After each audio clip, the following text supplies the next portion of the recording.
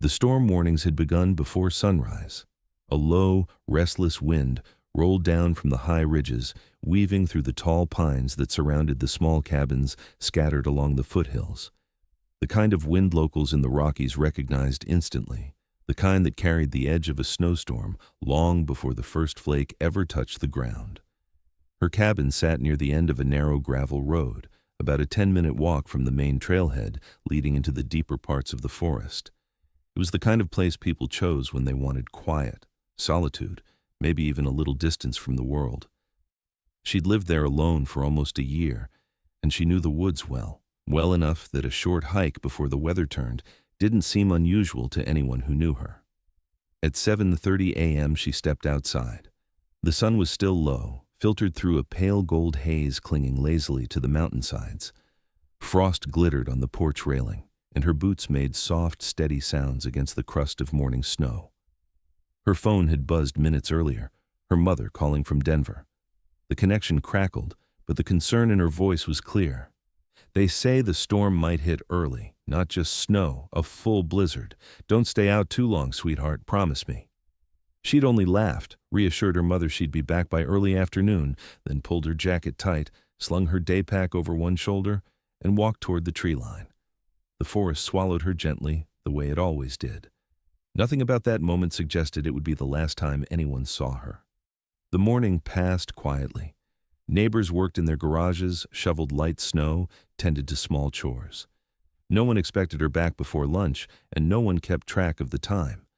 But by early afternoon, the wind had changed. Clouds dragged across the sky, thickening and sinking lower as the temperature dropped faster than expected. By 3 p.m., the first flakes arrived, slow at first, wandering, carried sideways by a wind that had begun to howl through the valley. Her mother tried calling at 3:45 p.m. No answer. Again at 4:10, then at 4:35. Still nothing. Her worry sharpened, not panic yet, just the quiet dread only a mother recognizes, that tightening in the chest that whispers something isn't right. By 5 p.m., the storm had grown teeth. Visibility dropped. The forest darkened long before sunset. She called again, straight to voicemail. At 5:15 p.m., she dialed the only person she trusted who lived nearby, an older neighbor, 2 cabins down, a man who'd lived in those woods for decades. His footsteps were the first to approach her cabin. He knocked, waited, knocked again, nothing. Her car still sat where it had been that morning, lightly dusted with fresh snow. The porch was empty, the windows dark, and there were no new footprints leading back from the trail. A strange stillness settled over him, not fear yet, but the unmistakable sense that the day had turned, in a direction he couldn't see. He called her mother, and with her urging, dialed 911.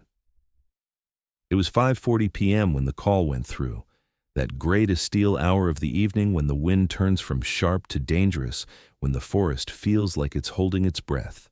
By 6 p.m., the search team gathered near the trailhead, their headlights sliced through the thickening curtain of snow, trembling across branches whipped by wind. The storm was rising, curling through the trees like something alive, something ancient. And somewhere in that sprawling maze of frozen trails, steep ridges and silent valleys, she was out there, alone, not answering her phone, not returning home. No one knew yet that the trail she walked that morning would be the last path she would ever take. The storm strengthened faster than anyone expected. By the time the search team stepped into the forest, the snow had thickened into a white curtain, drifting and swirling in the beam of their headlamps. Radios crackled through the wind, voices clipped and tense, each breath turning into mist that vanished as quickly as it formed. They moved along the first stretch of the trail, the easy part, the part every hiker knew by heart. Even in bad weather, it should have shown something, a boot print, a broken patch of snow, a shift in direction. But the storm had erased the day clean. Every surface was smooth, untouched, as if the mountain itself had decided to bury the morning's events. One of the rescuers, a veteran of winter searches, paused near a fallen pine and knelt to brush the top layer of snow aside. Nothing, just dirt, cold, silence. He muttered under his breath that they were already too late. Any tracks she might have left had disappeared hours ago. Back at the trailhead, the neighbor stood with 2 deputies inside the open back of a truck, answering the same questions again and again. When exactly had he last seen her? Did she normally hike alone? Had she mentioned any plans, any routes, any destinations? He tried to recall every detail, but the truth was simple and painfully insufficient. She'd walked into the forest that morning, and no one had seen her since. By 8 p.m., the storm had turned into a full whiteout. Search teams pulled back from the deeper trails. Visibility was too low, the risk too high. The forest beyond the first ridge had vanished behind a moving wall of snow. Even with thermal gear, even with training, staying out longer would have put the rescuers themselves in danger. It wasn't a retreat, they told themselves that. It was a pause, a necessary pause. Inside the small command tent at the trailhead, a map lay flat on the table, corners pinned by radios and thermoses. The sheriff traced a line with his finger, her most likely route. A simple loop trail she'd taken dozens of times, a loop she should have finished easily in 3 hours, 5 if she wandered. But somewhere along that familiar path, something had gone wrong. The question wasn't if, it was where. Her mother arrived just before 9 p.m., escorted by highway patrol through the icy roads. She stepped out of the vehicle into the whipping wind, coat barely keeping her warm, but she didn't seem to feel the cold. She only looked toward the trees, those dark shifting silhouettes, and whispered her daughter's name as if the forest might answer back. No one told her that night that survival chances in such storms drop sharply with each passing hour. No one told her the temperature had already fallen below freezing. They let her stand there, staring into that endless white, because sometimes silence is kinder than truth. By 11 p.m., the storm had swallowed the mountains completely. The wind screamed against the treetops, and snow rose in waves that erased the trailhead, the parked cars, even the searchlights struggling to cut through the dark. The forest became a single, unbroken shape, cold, vast, ancient. Inside that storm, somewhere far beyond the reach of light or voices, was the woman they were trying to find. Whether she was still moving, still conscious, still breathing, no one knew. But as the clock neared midnight, every person standing at the base of that mountain felt the same quiet ache settle in their chest. The night had taken her, and now the mountain held all the answers. Dawn came late that morning, not because the sun failed to rise, but because the storm refused to let its light through. When the sky finally shifted from black to a muted ashen gray, the forest looked less like a place and more like a memory, softened, blurred, stripped of its edges. Snow coated everything in silence. By 6:20 a.m., the search teams were already assembling again. Thermoses hissed open, steam rising into the cold air as deputies reviewed the overnight weather data. The storm had dumped nearly 2 feet of snow across the lower trails and even more along the ridges. It was enough to erase every clue, enough to make the forest feel new, untouched, as if no one had ever walked there at all. Her mother hadn't slept.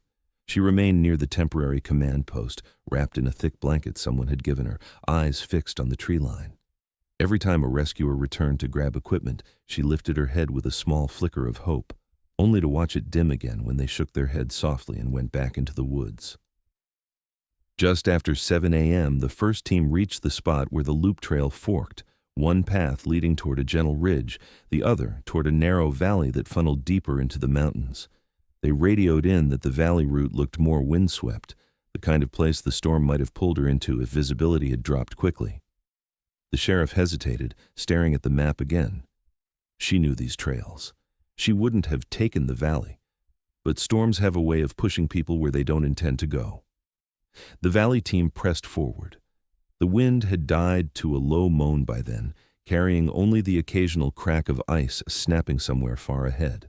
They moved in a tight line, scanning the edges of the path for anything: fabric, a glove, a broken branch, a mark in the snow.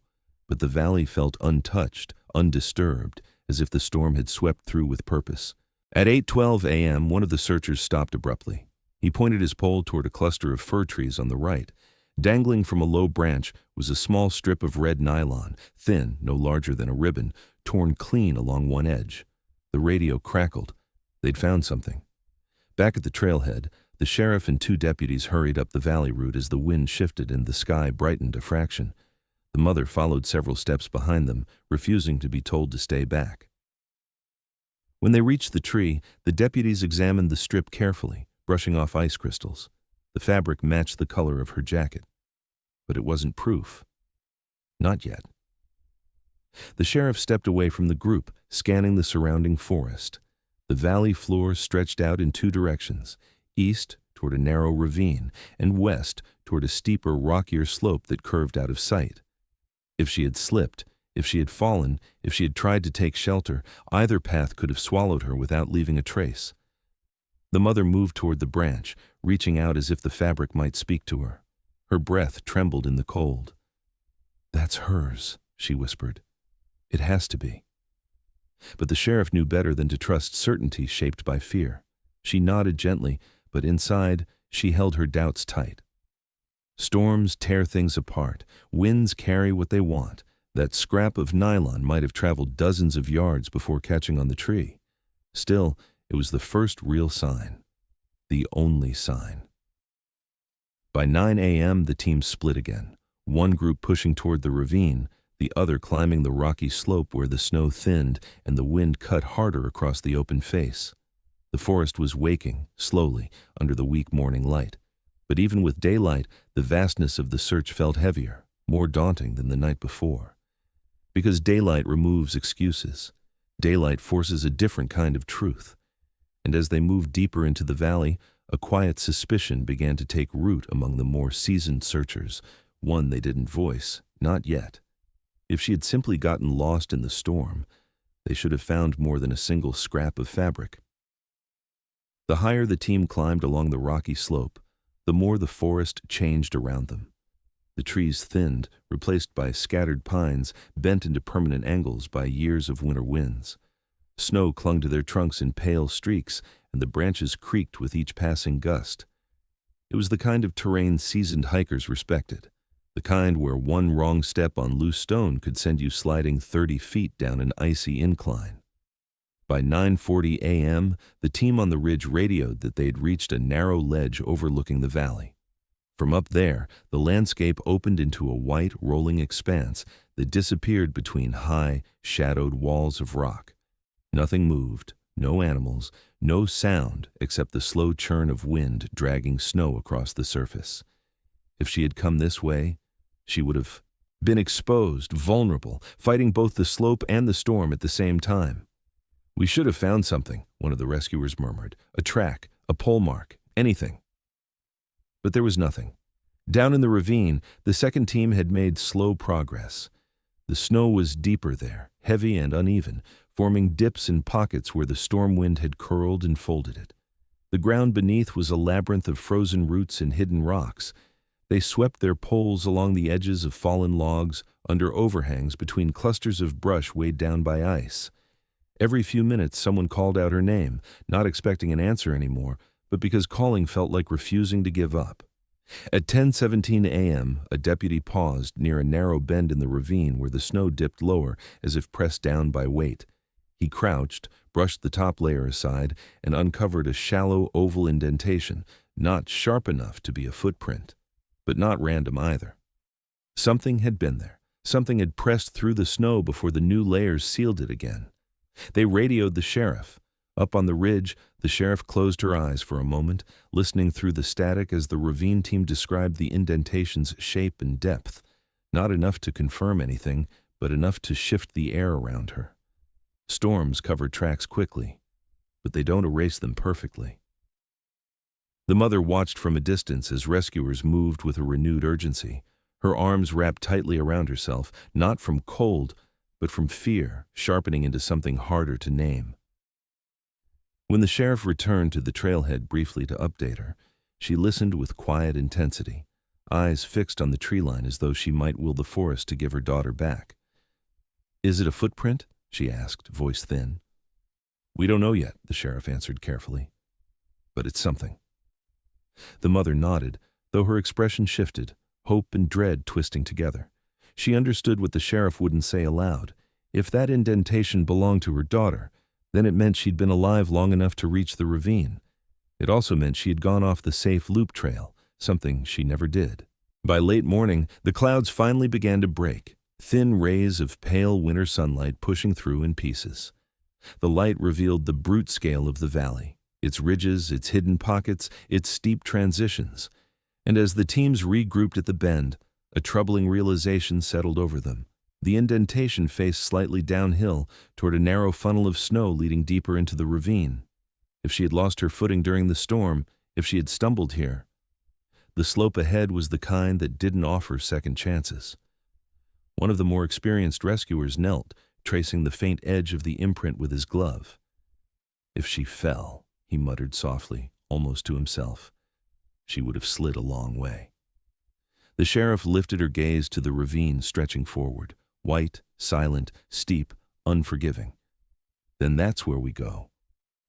The teams tightened their packs, adjusted their radios, and stepped into the deeper shadows of the ravine, unaware that the terrain ahead would soon produce the first clue that didn't just raise questions, but changed the entire direction of the search. The late afternoon shadows were already stretching across the mountains as the search team expanded toward the western slope, where the terrain became steeper and more unforgiving, with sheer rock faces and jagged outcrops shaped by years of wind and ice. According to the maps, this area was rarely visited, almost entirely a mixture of low forested ridges, deep ravines, and dense clusters of pine that blocked much of the light. Yet one of the volunteers, Mark, insisted on scanning this section because it lay directly in the direction the wind had been blowing that morning, the wind that could have pushed Hannah off her usual route. As they approached the forest edge, the ground became rougher, snow piled unevenly over jagged rocks and fallen roots. Every step sank deep, slowing their progress, making each movement heavy. Only about an hour remained before darkness would settle fully, and the narrow beams of their headlamps barely pierced the swirling flurries, illuminating only fleeting glimpses of tree trunks and snow-laden branches. The forest felt unnaturally still, as if even the animals had sensed that something was wrong, and left. Then Mark stopped abruptly. He crouched, brushing away the thin layer of fresh snow to reveal something small, pressed against the edge of a shallow rock hollow. A scarf? No. It was a pale gray fleece, torn slightly at one corner, and unmistakably the scarf Hannah's mother had described that morning, the one Hannah always carried on cold hikes. Mark did not shout. He simply called out, low and urgent, and the team gathered around in tense silence, staring at the small piece of fabric lying in his hands. Light, easily moved by the wind, yet heavy with meaning. It changed the entire direction of the search, forcing them deeper into the more treacherous terrain. They approached the edge of a narrow ravine. From above, it was a dark, steep funnel disappearing into the trees, swallowing all light. No one spoke, but every person standing there understood that if she had fallen, the outcome could be catastrophic. Yet, when their lamps reached the bottom, the snow showed no sign of a fall, no scattered snow, no scrape marks, nothing. Just a flat, undisturbed surface, impossibly clean. The scarf lay at the edge, but below, the ravine gave up no answers. A strong gust whipped through the pines, creating an eerie whispering sound that seemed almost alive. The lead rescuer squinted, scanning the trees. "If the scarf is here," he said quietly, "then she must have been here. But why?" No one answered. Then, a few seconds later, someone at the back of the line called out, "There! Tracks!" The team moved quickly, and what they saw made the blood run cold. Not ordinary footprints, but long, dragged marks in the snow, as if someone had been pulled or dragged. The lines ran deep into the forest, and then abruptly ended in a small clearing under the trees, as if the person, or whatever it was, had vanished into thin air. No continuation, no branchings, no footprints leading away. Everything stopped in the middle of the forest, impossibly, eerily, leaving the rescuers with a single chilling thought. And in that moment, the lead rescuer finally allowed his concern to show, as he realized that the forest was no longer just hiding her, it was holding something back. The dragged tracks led them deeper into the ravine, where the trees thinned and the slope steepened. Every step was a negotiation with gravity, snow packed unevenly over rocks and frozen roots, and the air sharp enough to burn lungs with each breath. The rescuers moved in a tight formation, heads down, poles probing for hidden hazards, the occasional crunch of ice, the only sound breaking the heavy silence. Mark led the way, following the faint marks as they twisted through the forest floor. The lines seemed deliberate, not random, like someone had been moved or struggling to keep balance. Yet the tracks disappeared suddenly at a patch of flat snow near a low cluster of pines, leaving no sign of where Hannah had gone next. The rescuers froze. Even the wind held its breath, curling between the trunks in small, soft gusts that seemed to whisper through the valley. The sheriff knelt, examining the snow. "Whatever made these," she said softly. It didn't continue. She looked up at the team. "We need to split. One group follows the slope down to the creek, the other climbs the far ridge. If she's still here, we have to cover both." The mother, wrapped in her thick coat, insisted on staying close. She kept her eyes on the tracks, lips moving silently, as if willing Hannah to answer. Every footstep she heard behind her made her heart jump, hoping it was her daughter, but it never was. The forest seemed to mock that hope, vast and silent, swallowing all light and sound. By 11:15 a.m., the ridge team called in. They had found a small indentation in the snow near a rock outcrop. Not deep, but distinct, a sign that someone had knelt or crouched there. Nothing else, no footprints leading away, nothing disturbed. The mother's hands trembled as she traced the spot with her eyes, the sheriff's voice calm but firm in her ear. "It's a clue, but it's not enough to tell us what happened." The creek team reported similar findings. A branch bent unnaturally, a small piece of fabric tangled in bark, but no continuous trail. The forest swallowed everything else. It was as if Hannah had been lifted from the surface of the earth, leaving only faint whispers of evidence behind. By midday, the rescuers regrouped, breath visible in the cold air, eyes scanning every shadow. The sky had cleared slightly, pale winter sunlight making the snow glitter, but the ravine seemed deeper, more secretive than ever. The dragged tracks, the scarf, the odd indentation, they all pointed to one unsettling fact. Hannah had been in this ravine, and then, somewhere along the way, the forest had taken over completely. The sheriff exhaled, glancing at the mother. "We keep going," she said. "Every possible route, no assumptions, nothing left unchecked." The mother nodded silently, though inside dread and hope twisted together in a knot she could not untie. Every step further into the ravine carried them closer to the truth, but also deeper into the unknown, a place where the forest seemed alive, watching, waiting, holding its secrets tight. And as they pressed forward, Hannah's presence lingered in the cold air, faint but undeniable, like a shadow brushing the edges of every thought, every movement, every hope. The ravine stretched ahead, steep and silent, but the rescuers were no longer moving blindly. Every bend, every patch of snow, every fallen branch was scrutinized. What had seemed like random tracks now hinted at something else, something deliberate. The dragged lines weren't consistent with a simple fall or misstep. They suggested restraint, or at least that someone had been guided, pushed, or pulled. Mark crouched near the edge of a narrow path, pointing to subtle impressions in the snow, flattened patches, smudged footprints overlapping the dragged lines. "Look at this," he murmured. "These aren't hers, too wide, too heavy." The sheriff knelt, examining them carefully. She traced the lines with gloved fingers.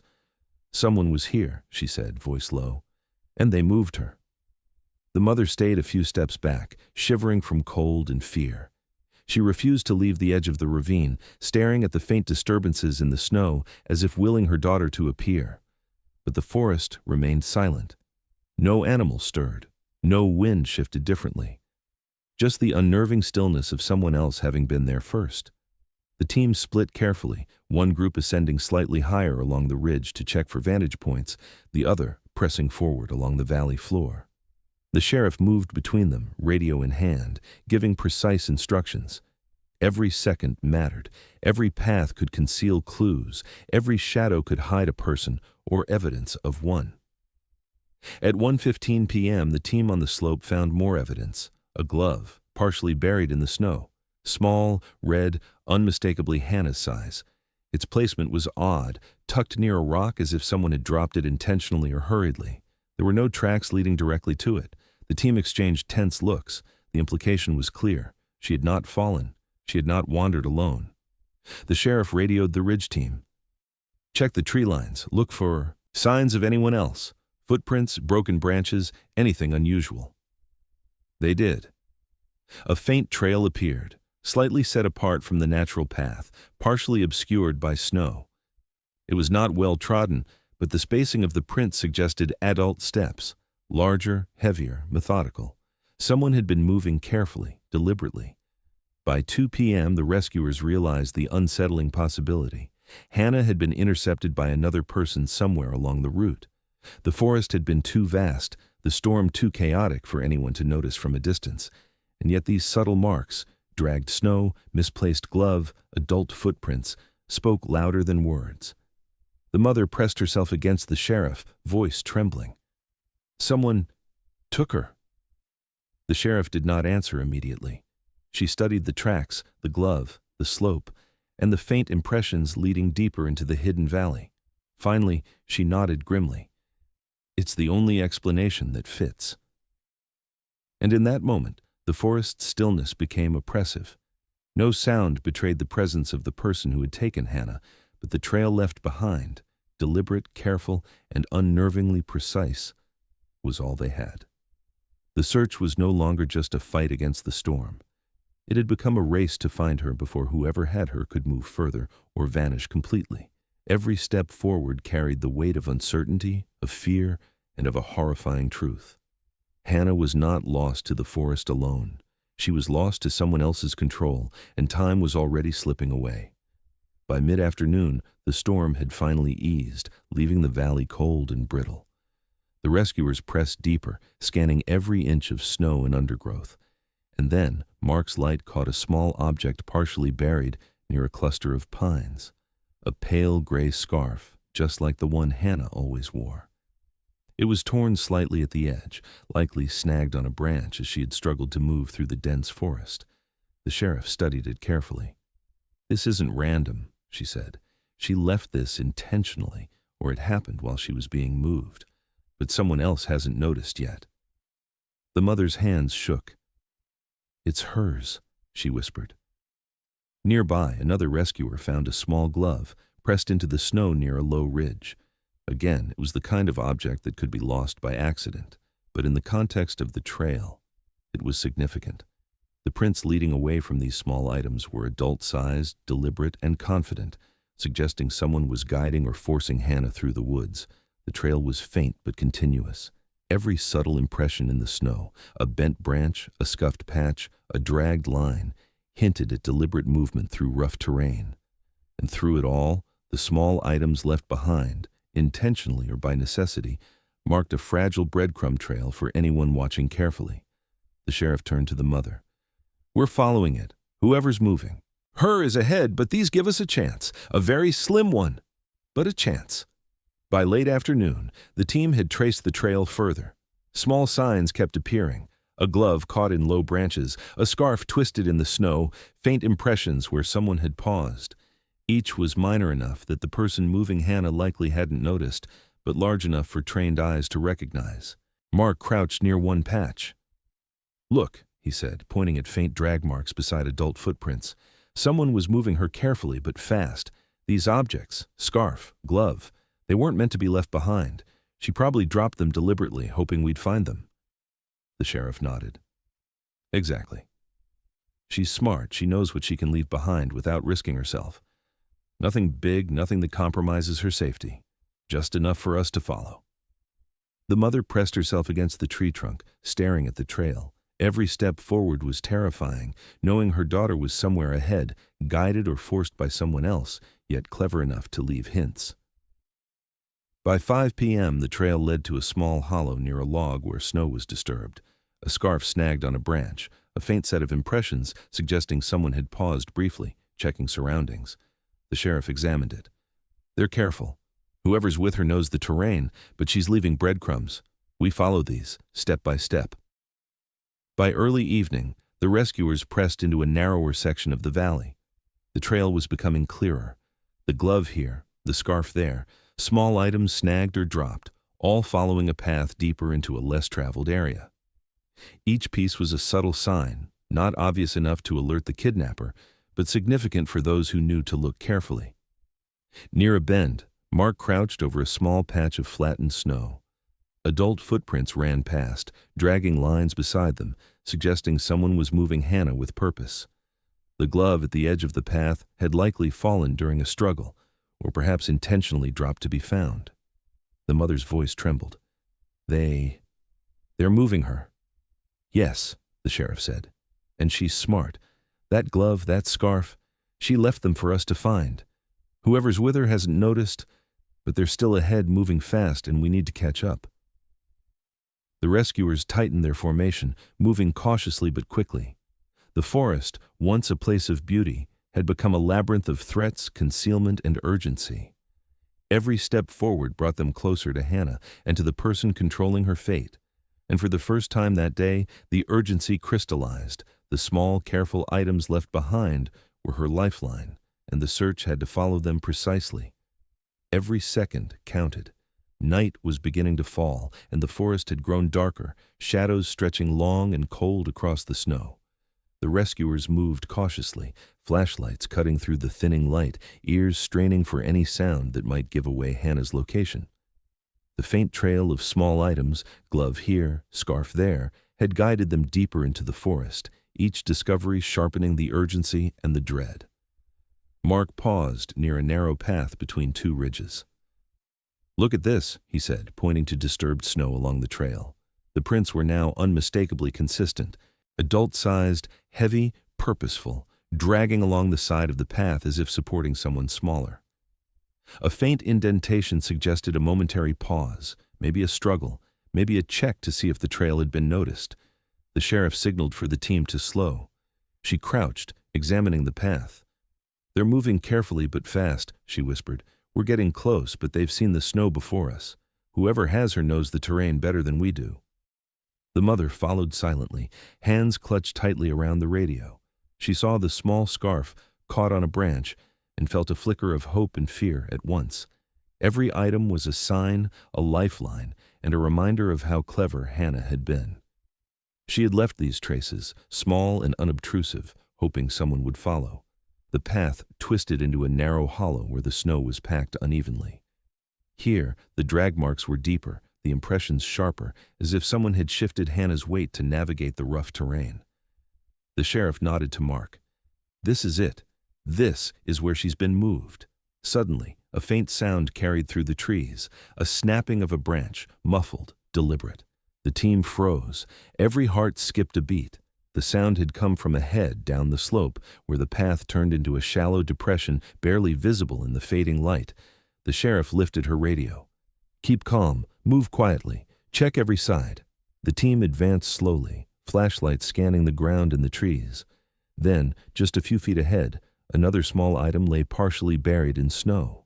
A single gang tay, unmistakably Hannah's.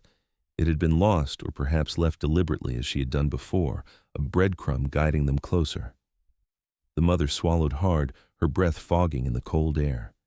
"She's close," she whispered. "Yes," the sheriff said, voice tight, "and whoever's with her is just ahead. We don't know how they'll react, but we have to move now." Every step carried them closer to the hidden hollow where the kidnapper had paused, where Hannah had left tiny signs to be found, and where the first confrontation was inevitable. The snow, the twilight, the steep ridges, they all became part of a tense, silent race. Every clue mattered. Every second counted. And somewhere just beyond the reach of their lights, Hannah waited. Small, vulnerable, but clever, leaving the faintest signs for her only hope, that someone would find her before it was too late. Night had fully settled over the valley, casting the forest in deep shadows.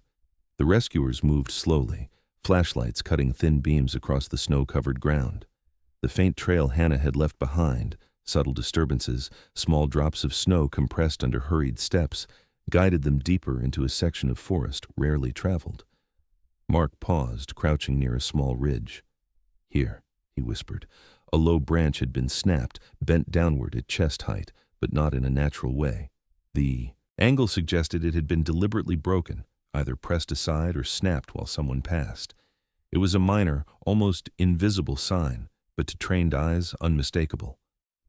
The sheriff knelt, brushing snow from the base of the branch. "This is recent," she said quietly. "She could have done this herself, trying to leave a mark, a subtle sign we'd follow. Whoever has her probably didn't notice." The mother stepped closer, eyes wide, voice trembling. "She's close. I can feel it." "Yes," the sheriff said, "and whoever's with her is just ahead. Move carefully but quickly." The team advanced a few more steps, following the broken branch as a subtle marker. The snow around it bore faint impressions, adult footprints dragging alongside lighter, smaller steps. The pattern was clear. Hannah had been guided, but she had found a way to leave a small breadcrumb in the forest, unnoticed by her captor. A few meters ahead, the hollow opened slightly, shadowed by dense pines. Flattened snow, another broken twig, faint lines in the snow, they all pointed toward the same spot. The team froze, knowing this was the first solid indication of her location. The mother swallowed hard, gripping the sheriff's arm. "She's here," she whispered. "Yes," the sheriff said, voice steady but tense. "And now we move carefully. One wrong step, one sound too loud, and we could alert whoever's with her. But this is our chance." Every step forward was deliberate, each movement measured. The faint markers, broken branches, compressed snow, subtle disturbances, were small enough to go unnoticed by the kidnapper, but enough for the rescuers to close in. Somewhere just beyond the shadows, Hannah waited, alive, leaving traces for anyone vigilant enough to follow. The first glimpse of the hollow was not just a breakthrough, it was the beginning of a rescue that depended on every subtle sign she had left behind. The hollow lay just ahead, but as the team advanced, a sudden flurry of snow began to fall, small at first, then heavier, drifting sideways on a gusting wind. Visibility dropped almost instantly. The beam of the flashlights, once cutting clearly across the forest floor, now trembled in the whirling white. Every shadow seemed to stretch and shift, hiding details that had been visible only moments ago. Mark slowed, brushing snow from his goggles. "We can't see far," he muttered. The sheriff nodded grimly, her breath visible in the cold, damp air. "We keep moving blindly. We risk making noise, or missing something critical. We hold here, observe, wait for the storm to ease." The mother's hands gripped a tree trunk, knuckles white. "But she's so close." "Yes," the sheriff said softly. "And that's why we wait. Moving in the dark, in a storm, is dangerous. If whoever has her notices lights, noise, or movement, they could react, and she could be in more danger." The snow swirled around them, clinging to branches, covering broken twigs and flattened patches of snow. Yet, in a way, it worked to their advantage. The kidnapper, moving cautiously through the forest, would be forced to halt as well, unable to risk taking Hannah further in the storm. The weather had imposed a pause on both sides. The team huddled together, eyes scanning the vague outlines ahead, ears straining for the faintest sound, a snapped twig, a muffled cry, anything. The forest was alive with wind and snow, masking noises that might give them away, but also hiding the presence of the girl they sought. The sheriff exhaled slowly. "This is it. The storm's giving us a chance. We wait, we watch, we prepare. When it eases, we move in. Every second counts, but rushing now could be worse than waiting." Somewhere just beyond the snowy haze, Hannah remained, unseen but alive. She had left her subtle marks, the broken branches and compressed snow, small signs only visible to those who followed carefully. Now, with the forest cloaked in a sudden white veil, both rescuer and kidnapper were frozen in a delicate, tense standoff. The storm had bought them time, but it had also made every second heavier with suspense. The rescue was close, but the first real confrontation was still ahead, hidden in the shadows, waiting for the storm to lift. Dawn broke slowly over the forest, pale light filtering through the lingering snow flurries. The storm had passed, leaving the air crisp and cold, snow clinging to branches and covering footprints from the previous night. The forest was quiet, almost eerily so, the silence broken only by the occasional drip of melting snow.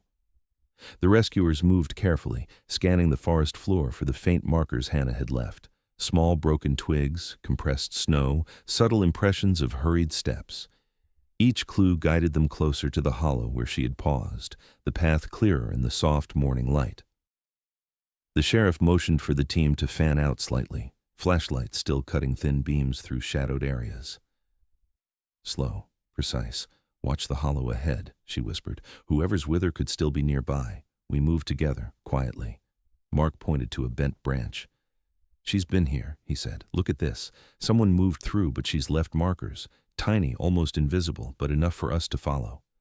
The mother stayed at the edge, eyes wide, breath-forming clouds in the cold air. "She's close," she murmured, voice trembling.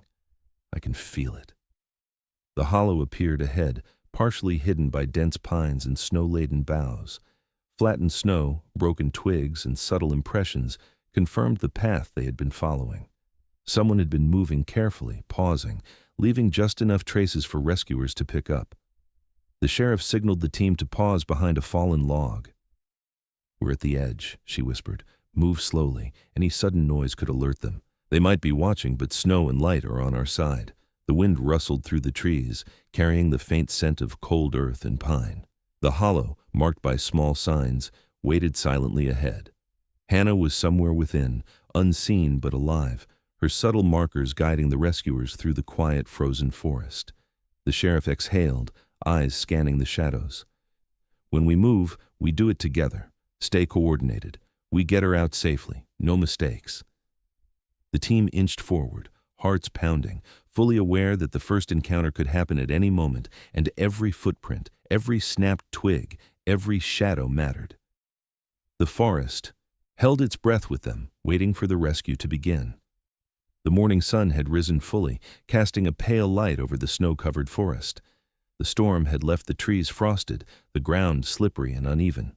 The rescuers moved cautiously, boots crunching softly against the packed snow, eyes scanning every shadow, every bend in the path. The hollow was just ahead. Flattened snow, broken twigs, and subtle impressions in the snow confirmed the signs Hannah had left. Each marker was faint but unmistakable, a breadcrumb trail of small disturbances she had created to guide rescuers without alerting her captor. The sheriff motioned for the team to slow. "Keep quiet. Stay low. She's here, but we don't know how he's positioned," she whispered. The group paused behind a thicket, the hollow partially visible through the dense pines. Then, through a small gap in the trees, they saw her. Hannah was crouched low near the base of a fallen tree, her small movements deliberate, careful. Her coat was dusted with snow, her breath visible in the cold air, but she was alive, alert, and holding herself back, just as she had intended, leaving subtle signs for them to follow. The mother's hands flew to her mouth. "Hannah," she breathed. "Yes," the sheriff said softly. "She's here. But we move carefully. The person with her could still be close. We can't rush." The team assessed the hollow, noting escape routes, cover, and the likely positions of the kidnapper.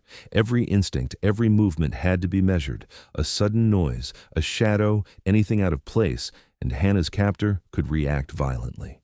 Hannah shifted slightly, glancing toward the faint trail that led them here. The markers she had left, broken twigs, subtle depressions in the snow, had done their work. She was still safe for the moment, and the rescuers were close enough to reach her without alarming the kidnapper. The sheriff signaled. "We go now, step by step, together, no mistakes." Every footfall was deliberate. Every rustle of snow carried the tension of what could happen if the plan failed. The forest, silent except for the wind through the trees, seemed to hold its breath as the rescuers prepared for the first real step toward bringing Hannah back. The hollow was just ahead, snow soft under their boots, the forest quiet but tense. The sheriff signaled for the team to stop, hands on their weapons, ready. "Stay low, everyone in position. We move together, no sudden moves," she whispered. Hannah crouched behind the fallen tree, barely breathing. The subtle trail of broken twigs and flattened snow had brought them this close, but the danger was immediate. Suddenly, a sharp snap rang out. Someone stepped on a hidden branch. The sound carried perfectly through the still air. The kidnapper's head snapped up. His eyes locked on Hannah. He lunged forward, quick, his arm reaching to grab her. "Now!" the sheriff shouted. She fired, the sound cutting through the forest. The team advanced simultaneously, covering the hollow, weapons ready.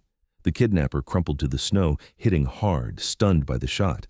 Hannah froze for a heartbeat, then her mother rushed forward, tears streaming, calling her name. The sheriff motioned for the team to secure the area. Every move was deliberate, ensuring the threat was neutralized before anyone could be hurt.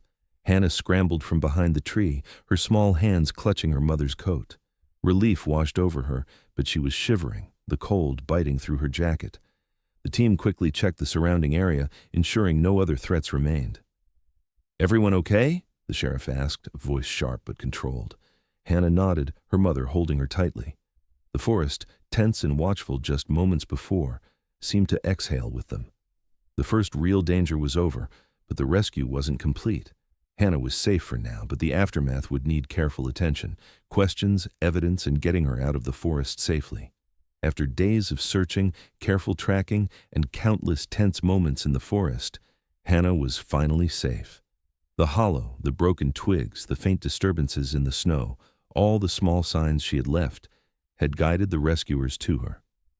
Now, wrapped in a warm blanket, she sat in her mother's arms, shivering but alive. The relief in her mother's eyes almost blinding.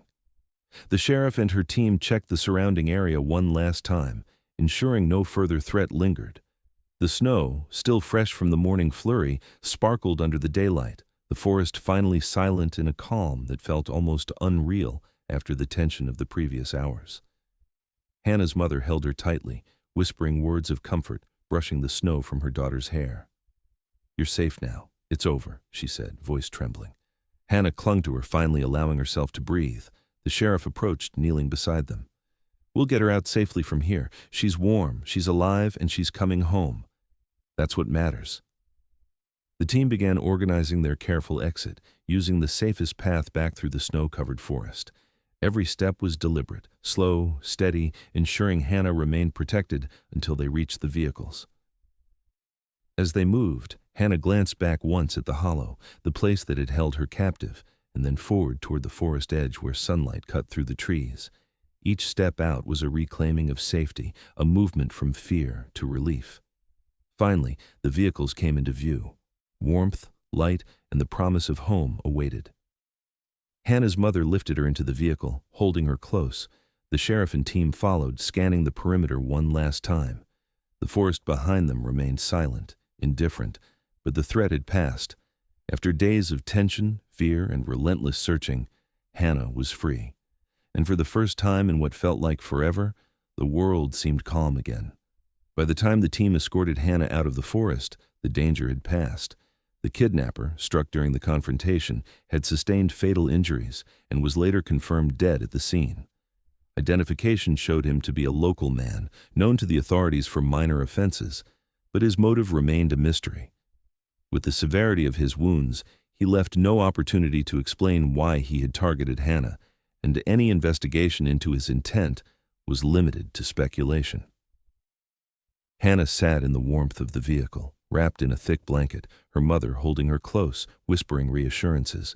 The relief was profound, yet mingled with lingering questions. Why her? Why now? The answers might never come. The sheriff and her team meticulously documented the scene, collecting evidence, tracing the path through the forest that had led them to Hannah.